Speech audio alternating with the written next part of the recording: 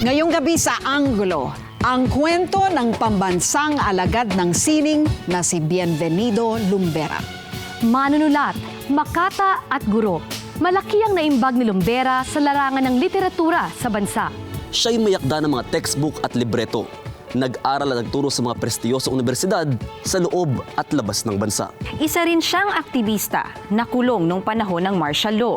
At hanggang ngayon, patuloy na nakikipaglaban para sa kalayaan at karapatan ng masa.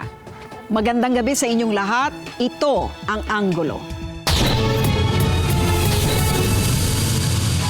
Ang gawad na national artist o pambansang alagad ng sining ay ibinibigay sa mga taong may mahalagang ambag sa sining sa ating bansa. Isang halimbawang manunulat, makata at propesor na si Bienvenido Lumbera na kamakailan lang ay pinarangalan ng mga mag-aaral at kapwa alagad ng sining.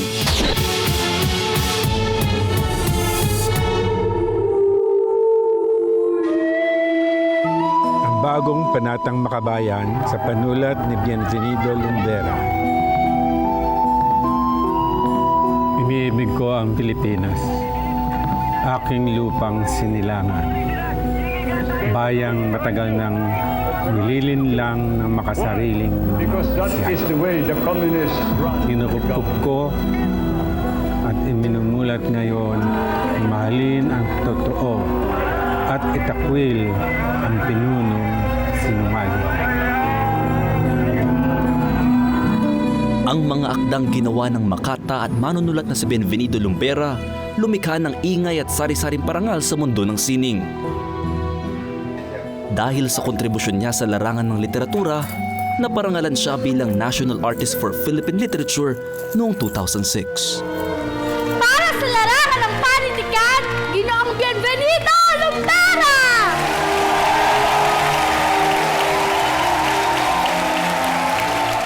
Pambansa ang katangian ng award nito.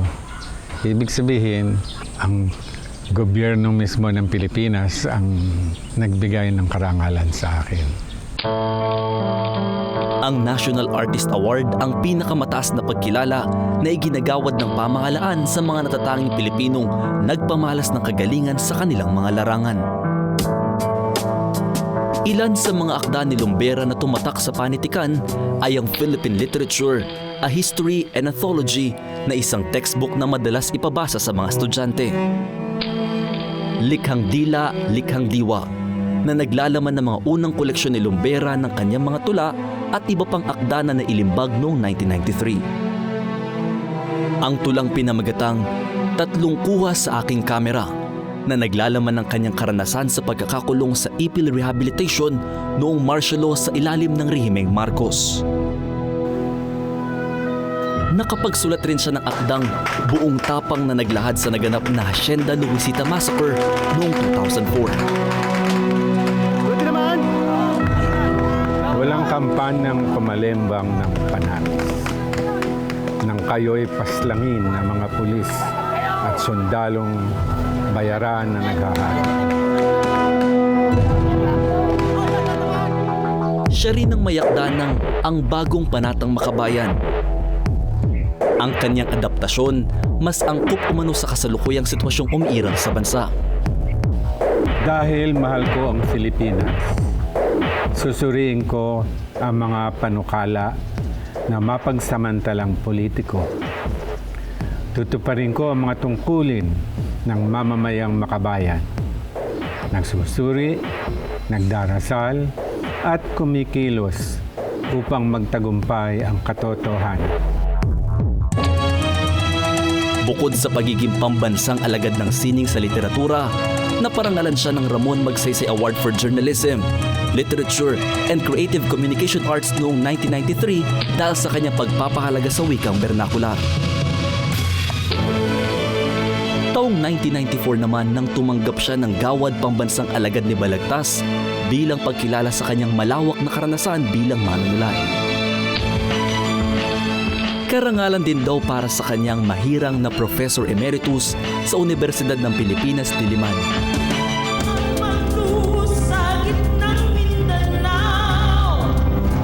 Bukod Bukod sa kagalingan sa paghabi ng mga tula at akda, sumabak din si Lumbera sa pagsulat ng mga dula at awiting pupukaw sa interes ng masa sa palabas at musika.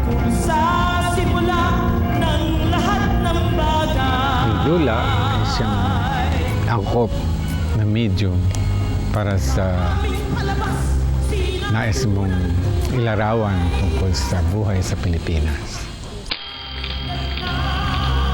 Nailathala ang sinulat niyang dulang Tales of the Manuvu noong 1977. Na yung buhay ng mga katutubo ay refleksyon ng buhay ng mga kontemporaryong Filipino.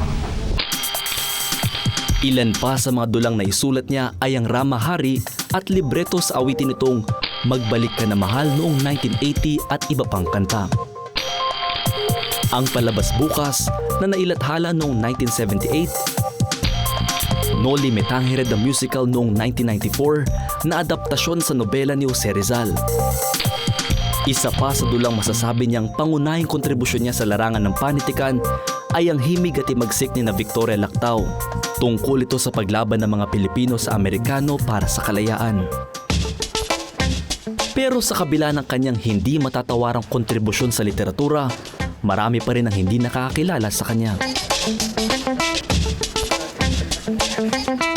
Kaya naman, hindi namin pinalagpas ang pagkakataong makilala pa ng lubusan si Lumbera. Sir, gusto po namin kayong isama sa National Library para malaman naman natin kung ano-ano po ba yung mga nilikha ninyo na nandun pa sa library ngayon. Samahan niyo po kami? Sige. Tara, sir.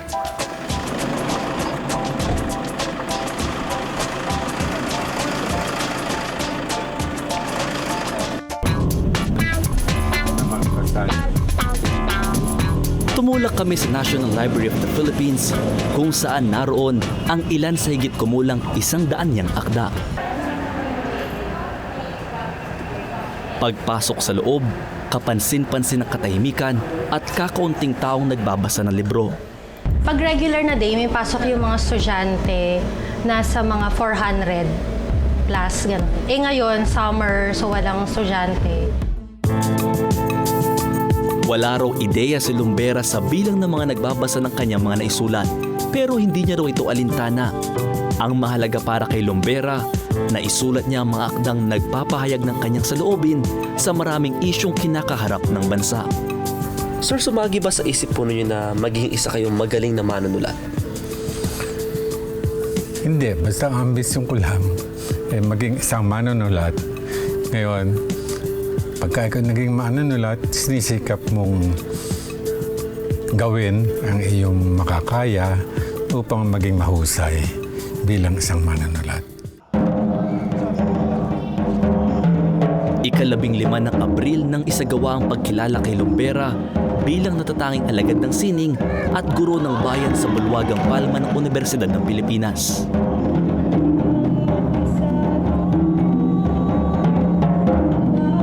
Inawitan si Lumbera ng grupong Kontragabi ng interpretasyon nila ng kanta mula sa nilikha niyang dula, ang Tales of the Manuvu. Overwhelmed. Masyadong malaki yung event na inorganize ng concerned artist. Sa labis at labis. Handog namin sa iyo, mahal namin lahat. Kagalang-galang na Bienvenido, Kabien Lumbera, Dangal ng Bayan.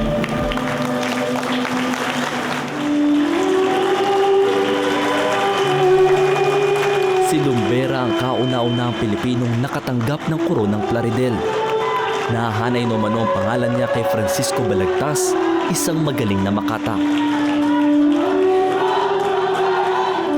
Pasalamat kami sa Concerned Artists of the Philippines na binigyan siya ng parangal sa araw na ito para parangalan siya bilang isang guro at artista ng bayan at may bahagi sa lahat ng mga nandito ano yung kanyang paano siya nagsimula bilang isang guro at artista ng bayan. Sa dami na ng parangal na kanyang natamo, wala na raw mahihiling si Lumbera kundi ang maging ehemplo siya sa mga kabataang manunulat. Sana ang ating pagdating ngayong araw na ito ay maging tagapagbukas ng isang tunay na malayang lipunan, tunay na pambansang demokrasya.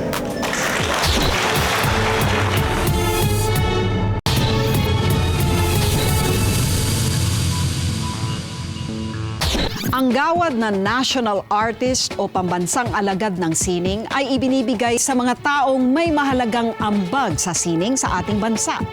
Isang halimbawa ang manunulat, makata at propesor na si Bienvenido Lumbera na kamakailan lang ay pinarangalan ng mga mag-aaral at kapwa-alagad sa sining.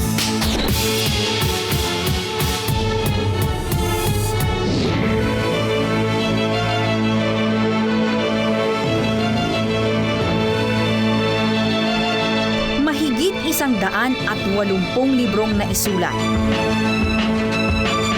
Mahigit 35 tulang na gawa. At mahigit 40 parangal sa loob at labas ng bansa. Ang kanyang mga likha, pinag-aaralan at sinusuri. Ang may akda ng mga ito, ang 80 taong gulang na national artist na si Bienvenido Lumbera.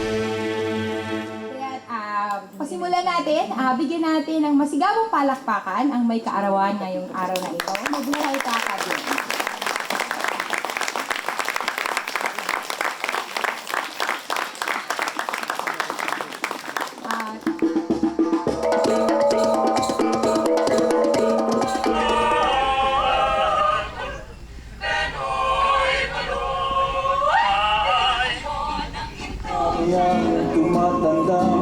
Walang pinagkatandaan, nabubuhay sa lumipas, hindi handa sa darating.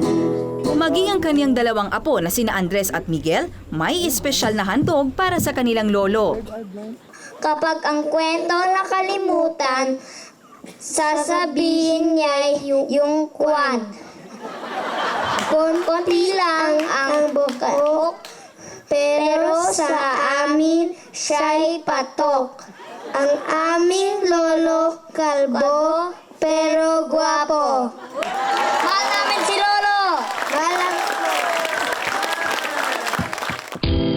Bago naging alagad ng sining si Lumbera, namuhay siya bilang simpleng Batanggenyo. Bunso sa dalawang anak, nina Carmen at Timoteo Lumbera. Ulila ako sa ama at ina. By that time, I started schooling. So, nakatira ko sa aking lola. Habang ako'y lumalaki, masasabi ko, tahimik lamang ako. Musmus pa lang si Lumbera, abala na siya sa paglikha ng iba't ibang kwento. Ang hilig ko ay ang paglikha ng mga sitwasyon na binubuo ko lamang sa aking isipan. Ito yung mga okasyon na meron kong iniisip na drama. Pagtungtong niya ng elementarya, nag-umpisa ng ipamalas ni Lumbera ang kanyang gilas sa pagsusulat. Nang minsang pasulatin daw ang klase nila ng isang komposisyon sa Ingles, isang paglalarawan sa isang tanawin ang nilikha ni Lumbera. Tinanong niya ako, ikaw bang sumulat nito? Nagulat ako na merong na tatanungin niya yun dahil wala sa loob ko na ako ay isang estudyante na magpapagawa ng komposisyon sa ibang tao upang makakuha ng mahusay na marka. Yan ho ba yung unang pagkakataon na na-realize nyo na magaling pala kayong magsulat? Oo, siguro yun ang unang pagkakataon. Nagsimula yung aking pag-iisip na yung aking kakayahang sa wika ay pwede kong gamitin sa mga darating na araw. At marahil yun ang masasabi kong puwersa ng tulak sa akin upang maging isang manunulat. Ang kaniyang hilig sa pagsusulat, itinuloy na niya bilang kurso sa kolehiyo. At bagamat ulila na siya sa mga magulang noon, nakatapos pa rin si Lumbera ng kursong journalism sa University of Santo Tomas sa tulong ng mga kamag-anak. Nabigyan din siya ng Fulbright Scholarship sa Indiana University sa Bloomington noong taong 1967. Piling-pili ang mga estudyanteng nabibigyan ng pagkakataon na makakuha ng scholarship na ito. Taong 1955 nang unang maging guro si Lumbera sa Mabini Academy, isang pribadong eskwelahan sa Lipa, Batangas. Kasabay ng kaniyang pagtuturo, nakilala ang kaniyang pangalan sa larangan naman ng pagsusulat. Bilang isang guro, ramdam ko na meron akong kaalaman na maibabahagi sa aking mga kapwa. Habang nagtuturo sa Ateneo de Manila University noong dekada 70, namulat ang kaisipan ni Lumbera na ipagtanggol ang kalayaan ng bansa na nooy nasa ilalim ng batas militar. Bakit ho kayo naging aktivista? Ako ay parang kanta. Ako ay Filipino at ang buhay ko ay karugtong ng buhay ng aking bayan. Dahil dito, naging pinuno siya ng grupong Paksa o ang panulat para sa kaunlaran ng sambayanan. Enero taong 1974, nakulong si Lumbera dahil sa pagtuligsa noon sa rehimeng Marcos. Habang nasa likod ng mga rehas bakal noon si Lumbera, ang kanyang dating estudyante sa graduate studies sa Ateneo na si Cynthia Nograles ang lagi niyang bisita. Dedicated siya sa akin. At yun ay isang bagay na minahalaga ko. Makalipas ang isang taon, nakalaya si Lumbera mula sa piitan. At di kalaunan, naging kabiyak ni Lumbera si Cynthia. 4 ang kanilang anak. Ang panganay na si Laya Maria Isabela. Ang kambal na sina Tala Maria Lorena at Sining Maria Rosa. At ang bunso na si Silay Maria Mendiola. Sa galing niyo ho magsulat, ni isa doon sa 4 na yon meron ho bang nagmana? Yung youngest ko, may interest in literature. May nakuha ko sa tatay ko, yun yung commitment no, para bahagi ng talento, ng kaalaman, ng buhay sa bayan. Pinagpipitaganan, hinahangaan, at isa sa mga itinuturing na pinakamahusay sa larangan ng sining sa buong bansa. Pero hindi raw ang mga parangal na ito ang gusto niyang maalala tungkol sa kanya. Gusto kong maalaala nila po bilang isang lolo na may tungkulin bilang guro. Ganun lang.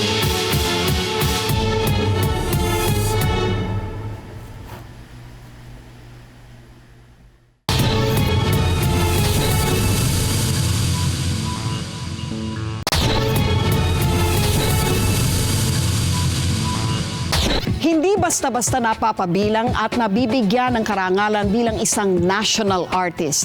Dumadaan ito sa isang masusing proseso. Pero national artist man o hindi, napapahalagan pa ba ng bagong henerasyon ng sining at ang mga alagad na lumikha nito?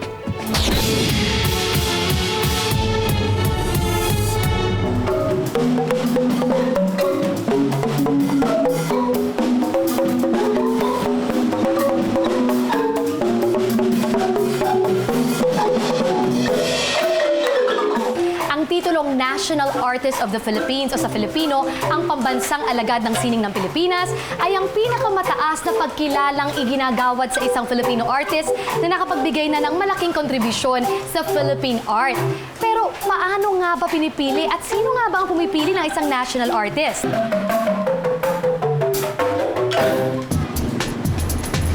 Ayon sa National Commission for Culture and the Arts o NCCA, nagsimula ang pagpaparangal sa pambansang alagad ng sining noong taong 1972. Ang pagpili ng isang national artist ay ginagawa kada 3 taon. Dumaraan daw sa masidhing pagsasala ang bawat nominado ng Order of National Artist bago sabitan ng medalya. Iginawad ang karangalang ito kay Lumbera dahil sa kanyang pagtangkilik sa ating wika.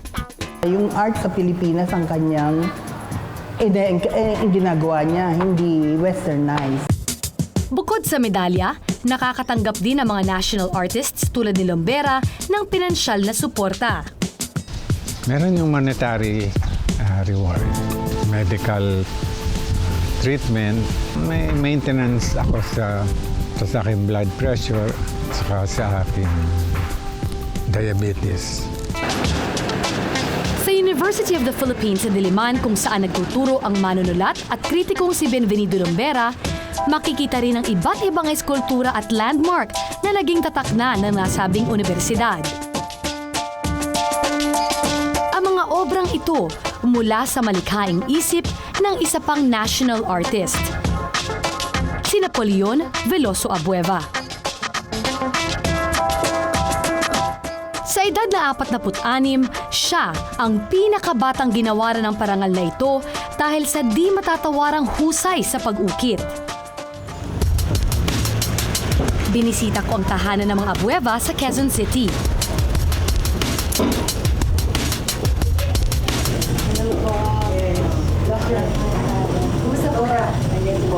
Pagpasok ko sa kanilang tahanan, sinalubong ako ng may bahay ni Ginoong Abueva na si Doktora Seria Abueva. Wala kami amor solo, we cannot afford.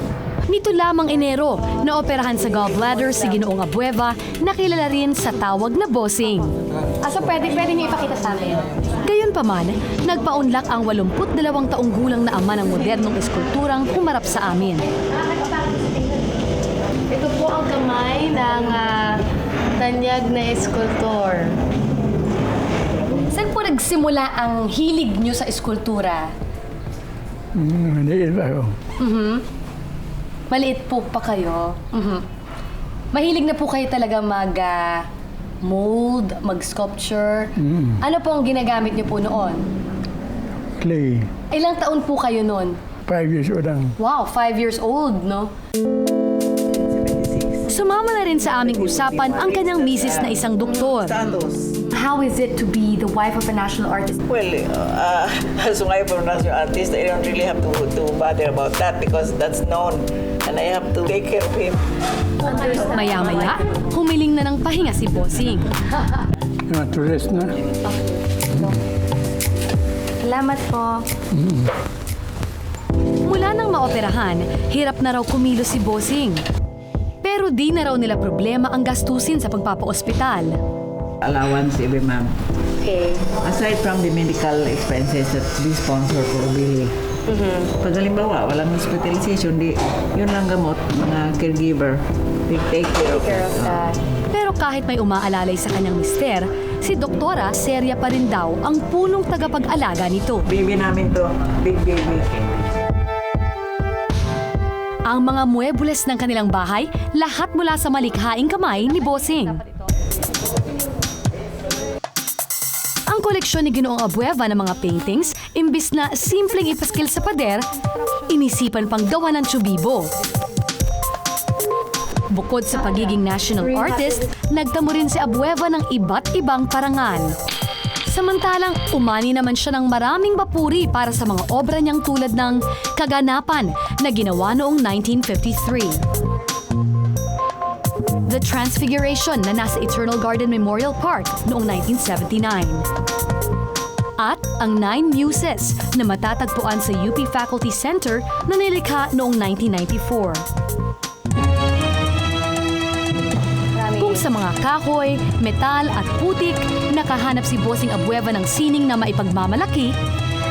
Dahil kay Benvenido Lombera naman, nagkaroon tayo ng pagmamahal sa ating wika na siya namang naging daan upang lalo itong yumaman bilang sining. Sa kasalukuyan, unti-unti na raw nalalagas ang bilang ng mga buhay ng national artists. Pero hanggat may mga katulad ni Profesor Benvenido Lombera na nagsisilbing living legends, patuloy na maipapasa ang pagmamahal at pagpapahalaga sa sining sa mga susunod pang henerasyon. Ang sining ay laging pinag-aaralan. Hindi ka pinapanganak na meron ka ng kakayahan.